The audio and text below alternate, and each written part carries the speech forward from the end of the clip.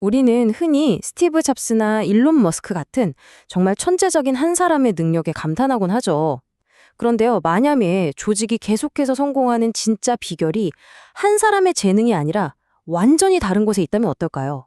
이번 시간에는 개인의 탁월함을 넘어서 지속적인 성공을 만들어내는 보이지 않는 힘, 바로 시스템에 대해 한번 깊이 파고 들어보겠습니다. 이야기는 한 금융서비스 회사의 CEO가 전 직원에게 보낸 이메일 한 통에서 시작돼요.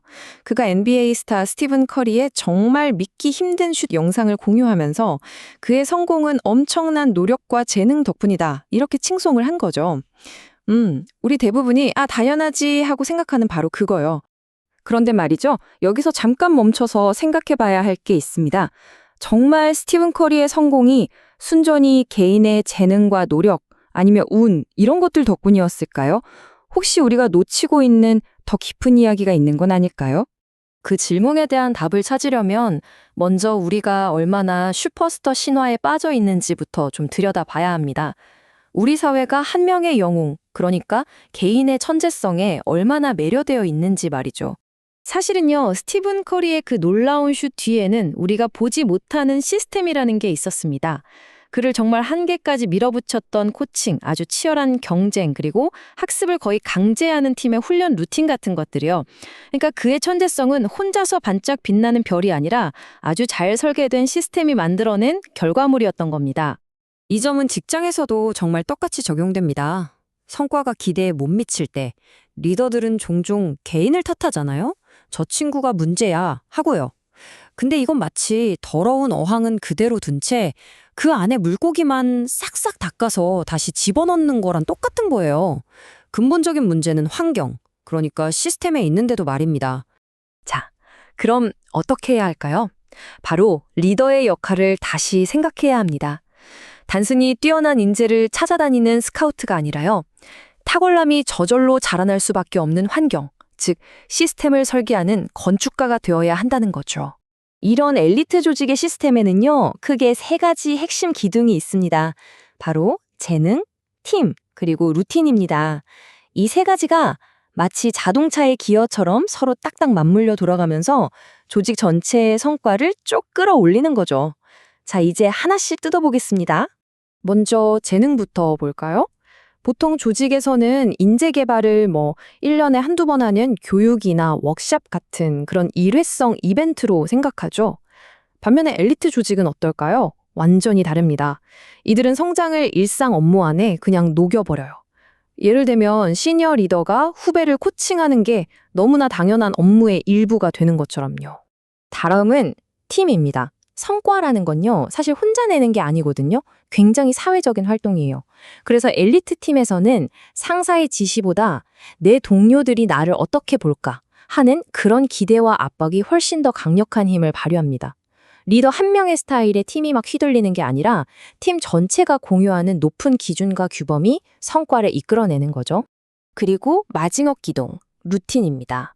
성과가 뛰어난 조직들은요, 프로젝트 검토 회의나 고객 미팅 같은 어찌 보면 그냥 지나칠 수 있는 그런 중요한 순간들을 절대 그냥 흘려보내지 않아요. 대신에 이런 일상적인 루틴들을 진짜 잘하는 게 바로 이런 거야 라고 가르치고 또 그걸 강화하는 핵심적인 기회로 아주 의도적으로 설계한다는 거죠. 자, 이론적인 이야기는 이쯤 하고요. 백문이 불여일견이죠. 이 세 가지 기동이 실제 현장에서 도대체 어떻게 작동하는지 구체적인 사례를 통해서 직접 한번 확인해 보시죠. 아마 훨씬 더 와닿으실 겁니다. 여기 최고의 인재들만 모아놨는데도 이상하게 성과가 들쭉날쭉했던 전문 서비스 회사가 하나 있었습니다. 겉보기엔 멀쩡했지만 속을 들여다보니 시스템이 완전히 고장나 있었던 거죠. 이 표를 보시면 아시겠지만 재능 개발은 어떤 파트너를 만나느냐에 따라 복불복이었고요. 팀은 개인주의가 판을 쳤고 핵심 업무 루틴은 일관성을 찾아볼 수가 없었습니다.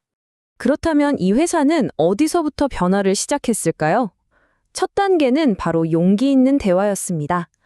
파트너들이 다 같이 모여서 그동안 모두가 알지만 아무도 말하지 않았던 조직의 진짜 문제, 그 암묵적인 규칙들을 수면 위로 끄집어낸 거예요. 이걸 통해 니 탓이야 하던 문화에서 벗어나서 이건 우리 모두의 문제다라는 공동의 책임감을 만들어냈습니다. 그 다음으론 아까 말씀드린 재능 기둥을 손봤습니다. 시니어 파트너들이 실제 고객 문제를 가지고 주니어들을 직접 코칭하게 한 거죠. 이렇게 하니까 학습이 더 이상 별도의 이벤트가 아니라 매일매일 하는 일상 업무의 핵심이 된 겁니다. 그리고 팀과 루틴, 기둥을 바로 세우기 위해서 사무실 회의 방식을 싹 바꿨습니다. 이 회의를 통해서 우리는 지금 모두 같은 목표를 향해 가고 있다는 걸 계속 확인하고 또 높은 기준을 지키도록 서로 긍정적인 사회적 압력을 가하는 그런 장으로 활용한 거죠. 결과는 어땠을까요? 정말 놀라웠습니다. 실행력도 좋아지고 직원들의 참여도도 눈에 띄게 올라갔고요. 이건 당연히 더 나은 사업 성과로 바로 이어졌죠. 근데 여기서 진짜 중요한 교훈이 있습니다. 이들은 성공한 다른 회사의 모범 답안을 그냥 베낀 게 아니에요. 자신들의 문제에 딱 맞게 스스로의 시스템을 재설계했다는 점입니다. 자, 이제 이 모든 이야기를 관통하는 진짜 비밀에 대해 이야기해 볼 시간입니다. 계속해서 탁월한 성과를 내는 비밀은요, 뭔가 대단하고 화려한 데 있지 않습니다. 오히려 그 반대예요. 바로 탁월함의 평범함 속에 숨어 있죠. 이 사진 한 장이 모든 걸 말해주는 것 같아요. 화려한 승리의 순간은요, 사실 보이지 않는 곳에서 이렇게 조용하고 꾸준하게, 어쩌면 좀 평범해 보이기까지 하는 체계적인 노력이 차곡차곡 쌓였을 때 비로소 가능해지는 겁니다. 사회학자 댄 챔블리스의 연구가 바로 이 사실을 증명합니다. 그가 올림픽 수영 선수들을 보면서 뭔가 엄청난 비결을 찾으려고 했거든요. 근데 그가 발견한 건 극적인 무언가가 아니었어요. 그냥 매일매일 반복되는 아주 작은 개선들, 조금 더 나은 출발, 더 깔끔한 턴, 그리고 기본기에 대한 지루할 정도의 집중, 그게 전부였죠. 결국 탁월함이란 영웅적인 한 번의 행동이 아니라 수없이 반복된 체계적인 습관의 결과물인 겁니다. 자, 그럼 오늘 이야기를 듣고 계신 여러분들은 우리 조직에 대해 어떤 질문을 던져봐야 할까요? 바로 이겁니다. 우리 회사의 시스템은 매일 구성원들에게 무엇을 가르치고 있는가? 우리 팀에서는 굳이 말하지 않아도 사회적으로 어떤 기준이 강요되고 있는가? 그리고 어떤 루틴이 사람들의 행동을 실제로 만들어내고 있는가? 오늘 분석을 마무리하면서 여러분께 마지막 질문 하나를 던지고 싶습니다. 당신은 계속해서 외부에서 영웅을 찾아 헤매고 있습니까? 아니면 당신의 조직 안에서 평범한 사람들이 영웅으로 성장할 수 있는 바로 그 시스템을 만들고 있습니까?